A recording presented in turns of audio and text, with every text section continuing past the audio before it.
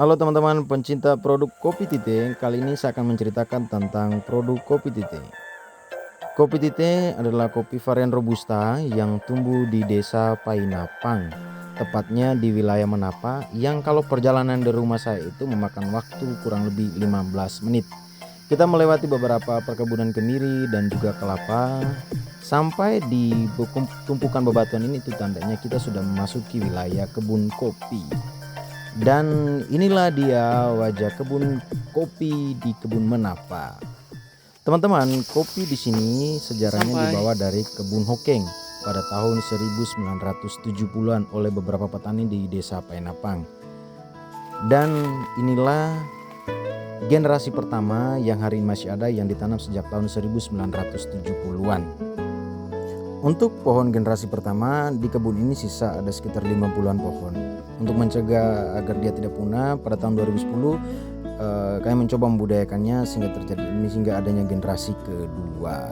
Dan sejak ditanam pada tahun 2010-an ke atas, kali ini generasi kedua ini pun cukup produktif karena wilayah ini juga sangat cocok untuk menanam kopi. Sehingga baik generasi pertama dan generasi kedua mereka sudah menghasilkan produk kopi yang cukup banyak. Teman-teman, kopi di kebun Menapa ini dia tidak tumbuh di tanah yang subur, melainkan dia tumbuh berimpitan di antara bebatuan. Sebuah fenomena yang cukup menarik karena sebagian besar kebun kopi itu rata-rata tumbuh di tanah yang subur, sedangkan di sini agak sedikit berbeda. Nah teman-teman, inilah generasi ketiga, varian yang sama juga, varian Robusta. Bibitnya diambil dari generasi pertama dan generasi kedua. Tetapi yang berbeda adalah di wilayah yang kedua ini saya mencoba dua varian yang berbeda. Ada varian Robusta dan ada varian Arabica. Walaupun MDPL di sini hanya sampai pada 430-an, saya berharap bahwa varian Arabica ini juga mampu berproduksi dengan baik di 2-3 tahun ke depan, sehingga bisa mendongkrak ketersediaan bahan baku untuk produktivitas dari kopi Tite. Nah, inilah rutinitas yang biasa saya lakukan kalau berkunjung ke kebun, memastikan rumput-rumput liar bisa dibersihkan dengan baik, jauh dari bibit-bibit kopi yang ditanam dari tahun 2024. Setelah semua rutinitas selesai, kita istirahat sebentar di pondok kecil ini menikmati secangkir kopi. Nah ini teman-teman, ini beberapa biji kopi yang masih tersisa dari masa panen akhir di bulan September kemarin. Nah buah yang biasa dipetik adalah buah yang sudah benar-benar matang agar memiliki varian rasa yang berbeda. Setelah buah itu dipetik, kita lanjut jemur dia maksimal 4-5 hari untuk mengurangi kadar air yang tersimpan dalam buah cerinya.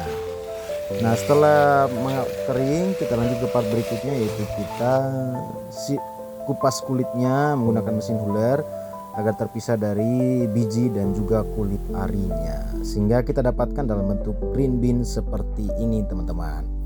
Nah lanjut, setelah kita dapatkan green bean-nya, kita roasting dia. Dan untuk produk kopi Tite kita masih melakukan roasting secara manual seperti ini teman-teman. Biasanya saya melakukan sendiri, tapi biasa juga dibantu oleh mama saya yang selalu super duper cepat untuk urusan di dapur.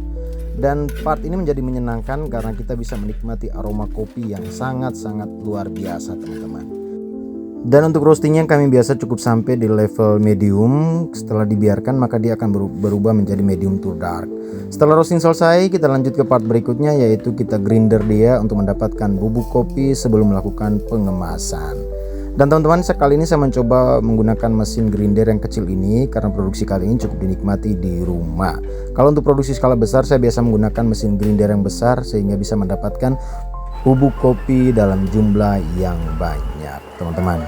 Nah setelah grinder selesai, dapatkan bubuknya, kita lanjut masukkan dia ke dalam kemasan untuk takaran 100 gram setiap kemasan dengan harga 15.000 teman-teman. Setelah proses pengemasan selesai, kita lanjut sealer dia agar aroma kopinya tidak hilang sampai ke tangan-tangan penikmat kopi. Oke teman-teman, setelah semua rutinitas selesai dari kebun lanjut ke aktivitas di rumah, kini tahapnya kita menikmati kopi Tite yang sudah dikemas. Seduh, nikmati, lepaskan lelahmu agar semuanya bisa terbayar dengan baik.